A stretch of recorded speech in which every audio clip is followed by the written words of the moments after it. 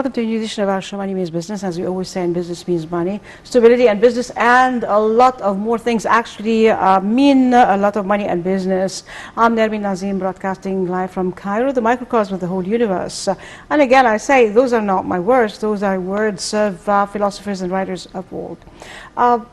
We are talking economy. We are talking, of course, everything is interrelated, and we do have today talking about strategic management, how important it is in realizing and executing the big projects and making a lot of development happen.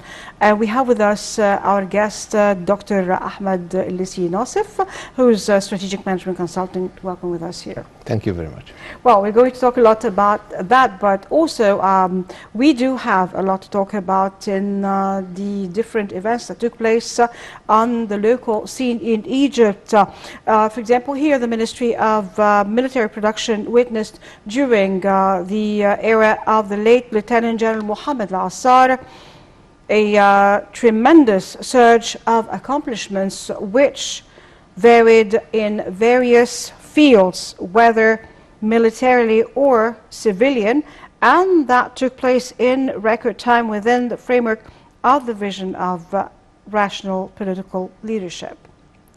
The Ministry of Military Production has an integrated system that operates through 5 axes: industrial, training, research, IT, information systems, construction, which has made it an important part of the national industry with its technological, manufacturing and technical capabilities and distinguished human cadres, as it consists of 17 industrial companies.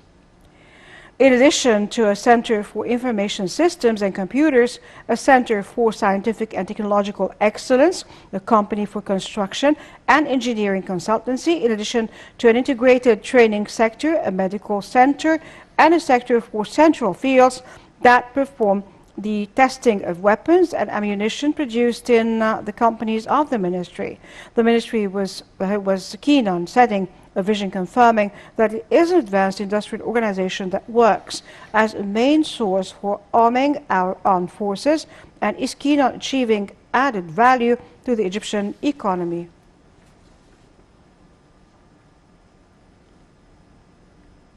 And talking about tourism, Dr. Khalid Al-Aynani, Minister of Tourism and Antiquities, and his Greek counterpart issued a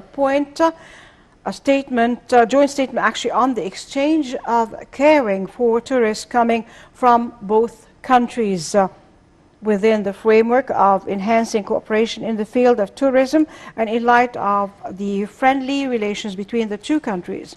This is considered the first fruits of the Minister's communication with the European Union countries, as it is the first agreement between Egypt and one of the European Union countries regarding the resumption of foreign tourism in light of the importance of the tourism sector for the two countries and its contribution to economic and social development and sources of national income. Ambassador Majid Moslah, the General Supervisor of the Department of International Relations and Foreign Affairs of the Ministry of Tourism and Antiquities, said that the statement included an affirmation of mutual interest to restart the tourism movement and travel between the two countries for work or entertainment, and the resumption of tourism movement between the two countries as soon as possible.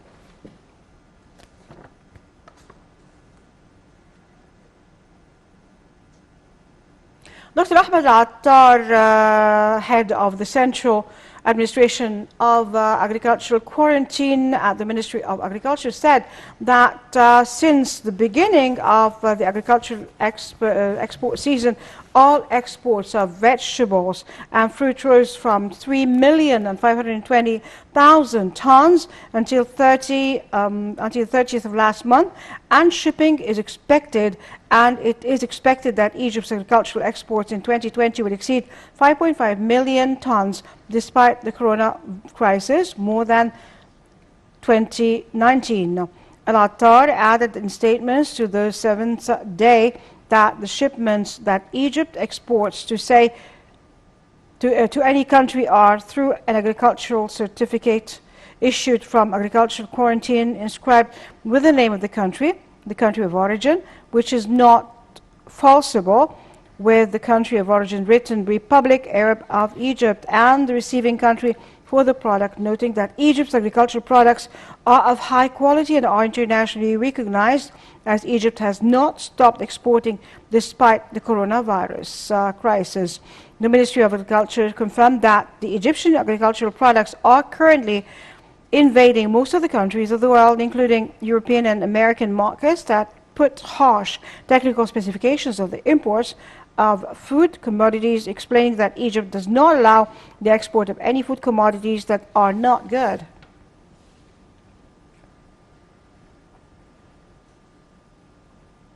The American Bloomberg agency said that the price of the Egyptian pound will witness stability during the next year.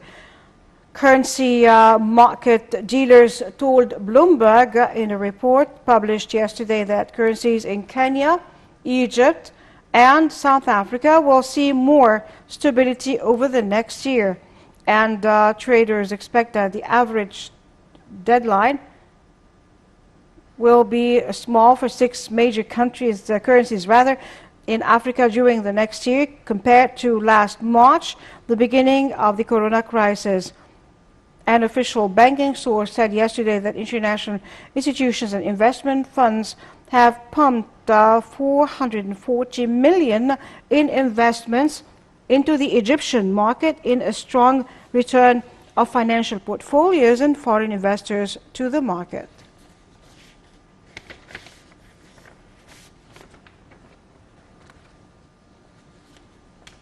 I will have with us again, introduce our guest, Dr. Ahmed ELLEISSY, a strategic management consultant. Welcome again with us here. Thank you for having me. We'll go for a short break after she'll be coming back and starting our talk. Stay tuned to us, don't go away.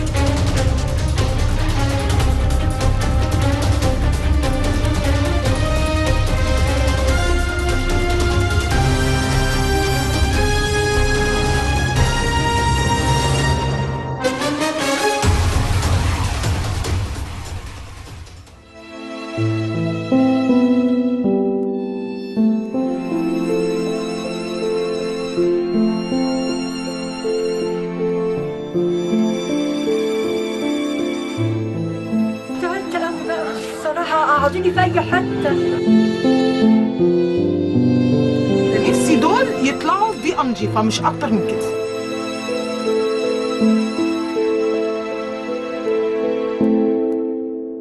بنغير لاجل خاطر ناس ظروفها مش هتقدر، فاحنا بنقول له ان احنا كلنا معاك وهنغير لك ده، مش هنسيبك تعيش هنا، مش هنسيب اطفالنا يطلعوا كده، لا يمكن طول ما انا موجود مكاني ده والله لا اسيب الناس كده ابدا.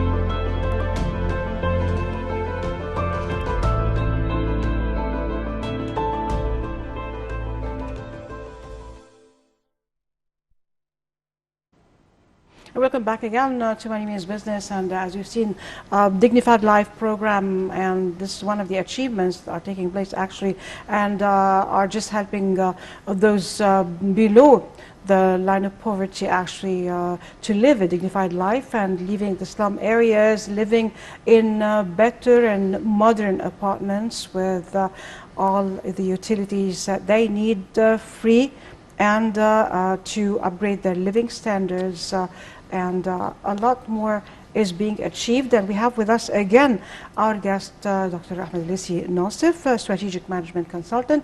Welcome, sir, again with us.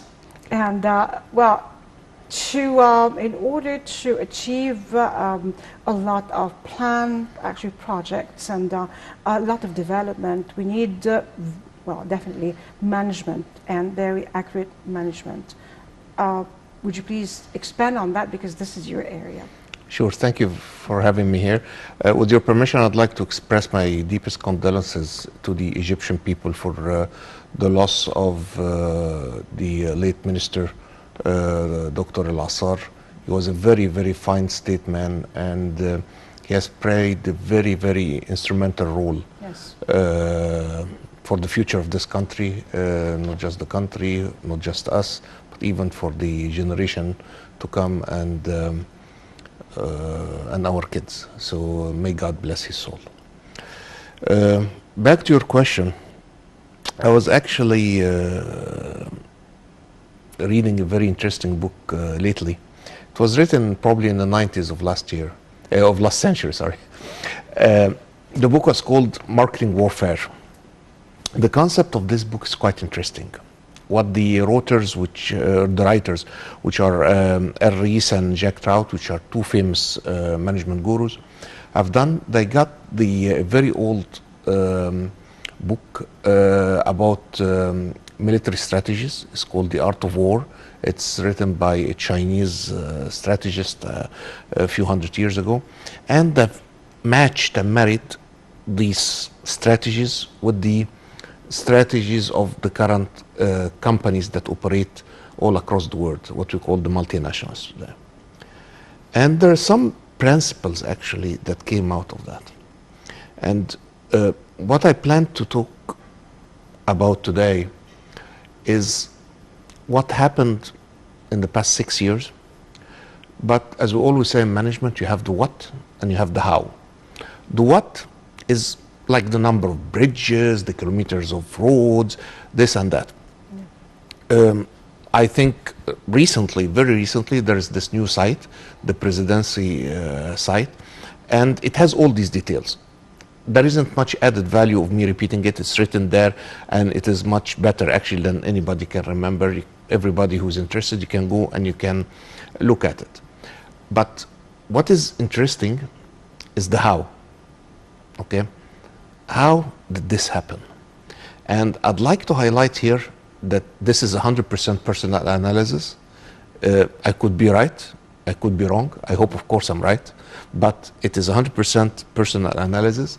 and for whatever it is worth, as they say. Well, personal analysis, but you've been applying it throughout your job. For the past and 30 your years, yeah. different- Yes. So you're like, yeah. But the point is that this is my own view of things. Yeah. I'm not always right. Most Or of then the time, I'm extract of all the years and yeah. So, for any management to be successful, you need to start with a vision.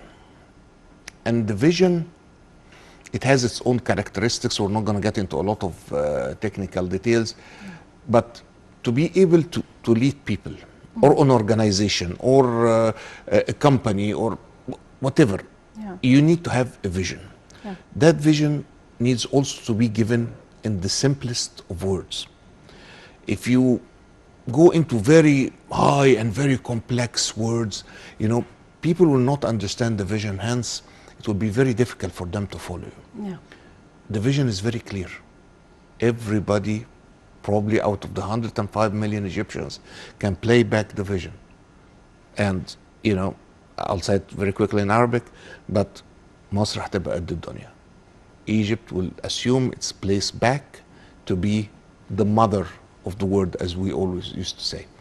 Very simple words, everybody can understand, but it is actually a very true and insightful mission, or vision and mission, for us to go and follow the leader to get there. And a very hard job. It is, I would say, very close to almost the mission impossible, but we're getting there. The good news is that we're doing this mission impossible. So the what, as I said before, is the strategy. How are we getting there? I took a few notes, and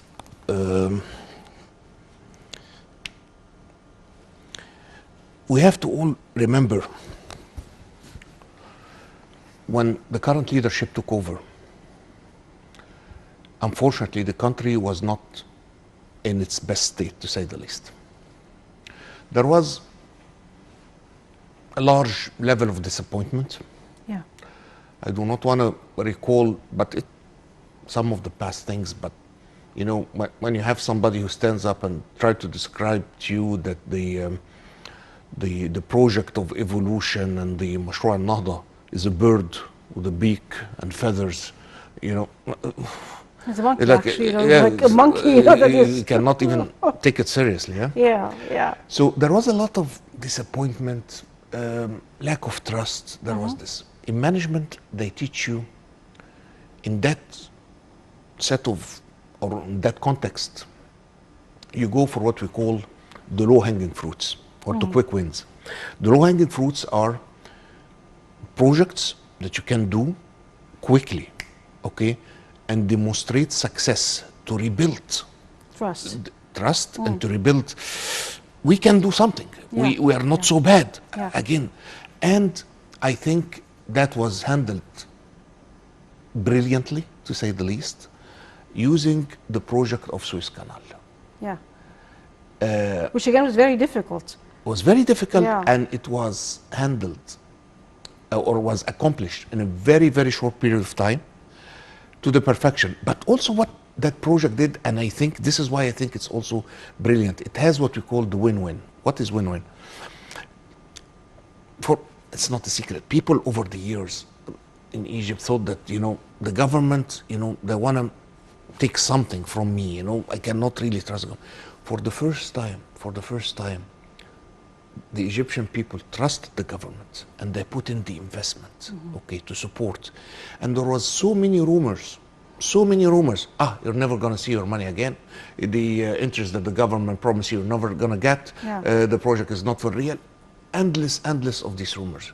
And what happened? The project happened in time or even before time, and everybody got his money back plus the interest that he was promised. This is the low-hanging fruit strategy, you know, the quick win.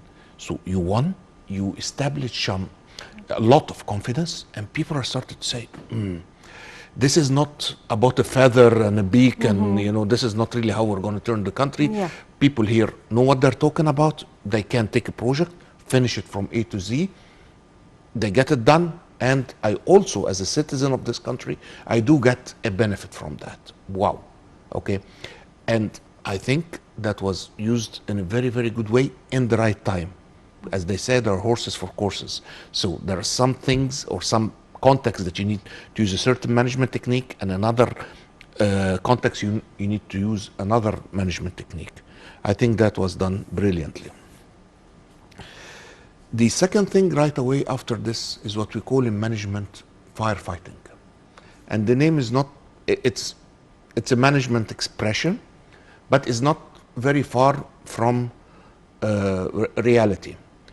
God forbid, if you have a fire in a house, you're not really going to be worried about what you're going to cook for dinner tonight. Okay, anybody in front of a fire, his interest is going to be to put down the fire immediately. Yeah. Where was the fire in Egypt? And people have maybe sometimes, I would say, short span memory. We did not have enough electricity.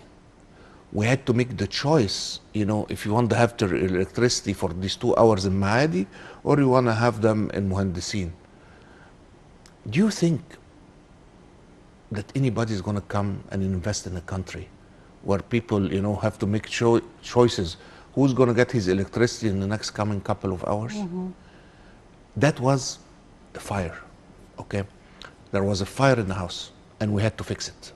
It was very expensive.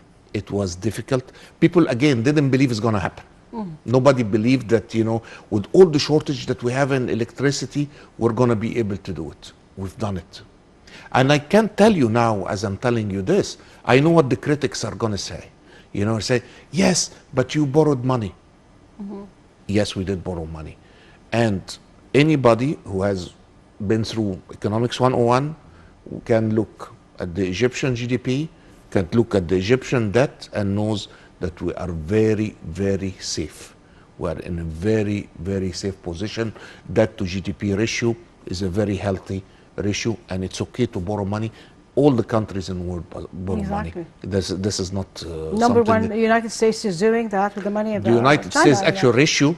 Yeah. Many people would actually not talk much about that. Is much worse than Egypt. Mm-hmm.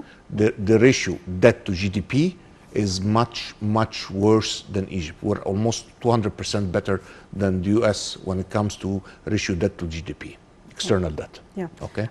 So we're in a very healthy position on that one. Yeah. Well, allow me now, like to stop at this for a moment to go for a break, and then we'll sure. No breaks. We'll just, go on, from that point. Sure. Stay tuned to us. Don't go away.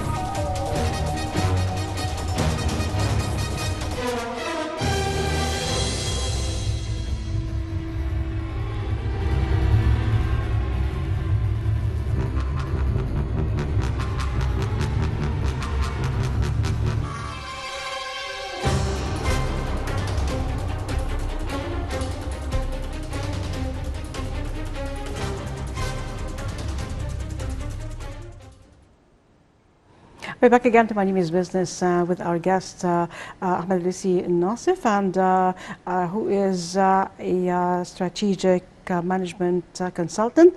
And we were talking about the small projects that we can start with that give you the confidence that you can do it, and success, you know, is imminent. It's not very far. Yeah, the low-hanging fruit. We Yes. call it the low-hanging fruit strategy. Okay. I want to move from this into another principle, and I'll read for you. Actually, I'm not going to state the name of the company, but it's one of the largest companies in the world, and they're famous for having 5 principles that governs everything they do. I'm just going to read to you one of these principles. Yes. We need to be free to make our own decisions. To be free, we need to be profitable. To be profitable, we need to make money. Yeah. I think for the first time, somebody thought in Egypt to work in that direction. For the first time, we're seeing people and, you know, the specialized and the ministries going for oil and gas. The Mediterranean has always been there. Nothing is new. It has been there for years and years. The Red Sea has always been there. It is the first time that we intensify our efforts to generate petrol and gas, and unfortunately it might be making some others jealous, or, you know, they want a piece of the cake. Tough luck. We're going to protect ourselves. We're going to protect our means and our resources. But when we now can capitalize on these resources, we are going to be free to decide to do what we want to do, because we are not anymore, you know, living off somebody else. Yeah. Okay. So for the first time, I think we are exploring our resources as we should be. And this is the right thing to do for now and for the long term. Yeah. So freedom is not just about freedom, you know, in the sense of it, but also financial freedom makes you go very, very long way. Yeah. So that's another concept. We have another concept because, you know, management like this sort of like interesting slogans. That one is called Stop the Bleeding. God forbid, if anybody goes into a hospital and there is a bleeding, the first thing that the doctor needs to do is to stop the bleeding. And then he goes and checks on other things, what else is wrong. But the first thing he stops is the bleeding. In management, we have the same thing. When you have an organization in a country, whatever it is bleeding, means that there is a lot of resources being wasted. Okay? We had this. And for the first time, we see the discipline and the anti-corruption campaign reach levels that, and I can tell you, over my lifetime, I've never seen a minister being arrested while he's still in his power, a governor and an assistant governor. All of these, because we had the principle to stop the bleeding and to stop corruption. Yeah. This is why we are moving in the right direction once more. Which is really wonderful. It's like really lots of projects are being done, and we're moving forward. There is development that we see. We just, it's very clear. For example, exporting right now with all the specifications, the harsh specifications that the European Union or the states have for citrus fruits and more, you know, whatever we have, you know, as vegetables and produce, it's wonderful. Markets are opening for that. Absolutely. Think projects. If a project will cost you £1 billion, and because of corruption it's going to cost you the double, it's as simple as you're going to be able to afford only half the projects. Okay, when you stop the bleeding, you can use your real resources and go as far as the resources would carry you. This is the whole idea, and we're doing it perfectly. For the first time in the history that I can remember, actually, we're doing it right now. Well, let me ask you a question before, you know, I don't want to interrupt you really, Sure. but then with this lockdown time and the curfew and all, did it help in, well, you know, it sounds weird, but in development, at least, you know, some corruption, you know, like for example, if we talk about education, private lessons, you know, somehow, or did it just harm, cause harm? I think people would probably say I'm biased, but I'm not. I'm not really objectively. And again, the numbers speak for themselves. You know, there is nothing that's more fair than the number. Lockdown and the coronavirus. I think we've handled the coronavirus much better than other major countries. I would not name them specifically, but I mean, they're all over the news. They shut down, then people start to scream. They open up, people start to fall sick. They want to shut again, Yeah. and they're all over the place. And people there, I can tell you, my daughter is in one of these countries. She's studying there. She doesn't even know. I mean, is she going back to university? Is she not going back to university? Should she renew her rent? She doesn't renew her rent. She doesn't know. Imagine living in that state of Chaos, uncertainty. It is exactly. really very, very difficult to live in such an environment. Yeah. And we didn't have this. We didn't have this. I think what we've done is we've reduced a lot on the non-essentials, but we are, you know, we kept the essentials, which was the right compromise to do, rather than, you know, many other countries that operated differently and then went from 100 to 0 to 100 again to 0 again, and, you know, huge confusion. So I think we've managed it so much better than at least two major countries in my mind. I would not name them again. Definitely. Okay, well, let's just not waste time. Let's go on. Okay.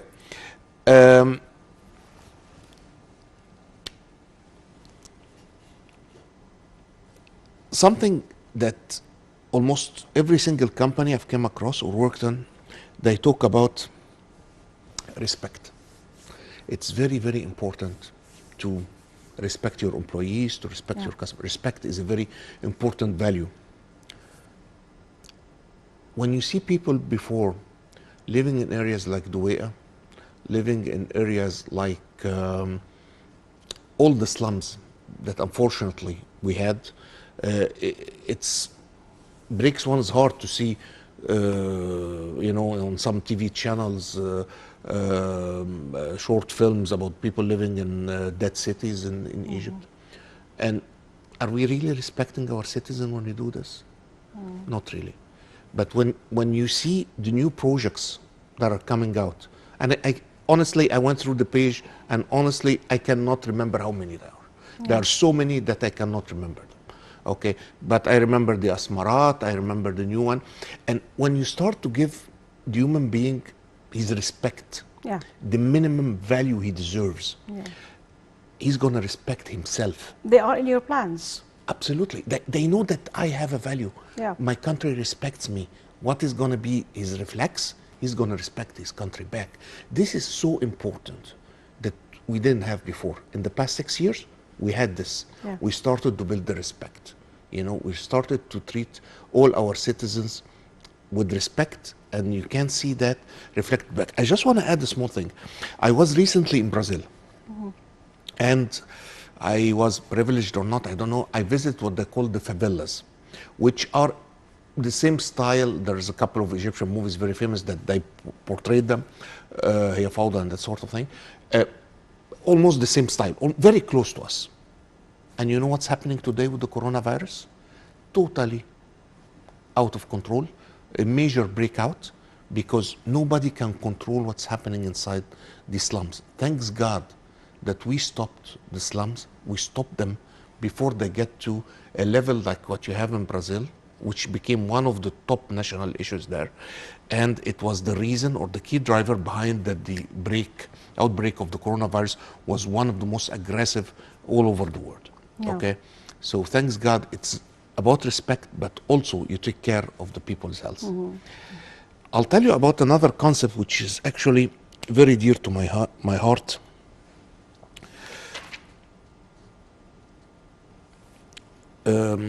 I was working in one of the companies, and this company got us actually the gentleman who was heading the Olympic team for Britain. And he was giving us a couple of sessions. We are executives. on how to stay fit. And if you think of it, most multinational companies do have gymnasiums inside the company. This is not fancy. And this actually is a smart thing to do. Why? Because they invest a little bit of money in the gym, okay? Then they know that their employees are gonna work out. Then they'll be fit. And when you are fit, you're gonna feel good, you're gonna be good, so you're gonna produce more. It's a win-win again, okay? In Egypt, we had a major issue.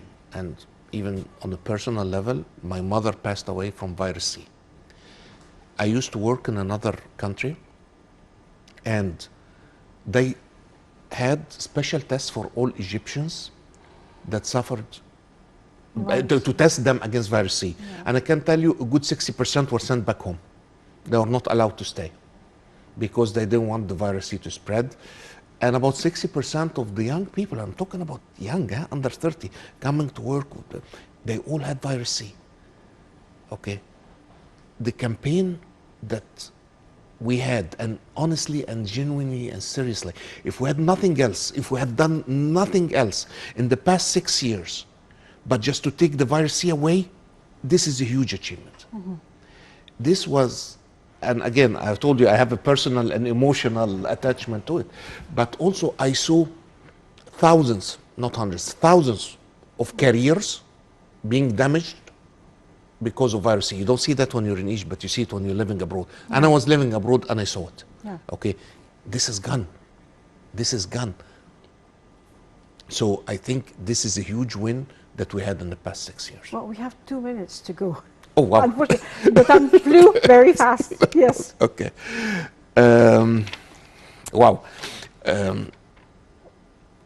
Okay, I have so many things that I wanted to say, but anyways, the thing that is, I'll actually pick up from where I stopped. When I was working abroad, it was very disheartening to see a lot of Egyptian engineers creating mega sites for governments and education in other countries, whereas in our own country, we were still in the good old book. The principle of management here is a principle that almost exists in all multinational companies. We call it embrace technology.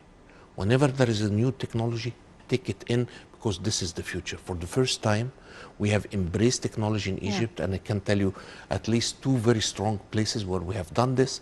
The first one was education. You know, if before 6 years, somebody would tell you that Egyptian students, all of them, the millions of them, in different grades, will be studying from an iPad or a They tablet. even made fun of that when we talk, and then, you know, People, nobody would believe you. Time You know, they proved think, it. you know, what are you talking about? Yeah. Okay, you know what? Today it's happening. Yes. Okay. The second thing, which was very impressive, is the Ministry of Interior also site that you can do so many things on it and save so much time. So this is embracing technology. Well, Thank you very much. actually, you know, like, we want to talk more about that because, but then, as you said, that it's being embraced, so there is really a joy, you know, that things are going in the right way. Unfortunately, we're out of time, so I have to thank you very much, Dr. Ahmed ELLEISSY, for being with us here, honoring us with your presence. We'll see you again, and we'll just talk more about that because this is, you know, a very, very paramount importance, actually. Thank you for being there again. Thank you for having me. And I'd like to thank our viewers for being there. We'll see you again next week, as we always end. God bless Egypt, God bless Egyptians, God bless our army, God bless our white army, our police, our president, and as we quote from the Holy Quran, ادخلوها بسلام إن شاء الله آمنين, enter Egypt willing, safe, and from the Holy Bible, Mubarak Sha'bi Misr, blessed be Egypt, my people. I'm Nabi Nazim Sami. See you again next week. Goodbye for now.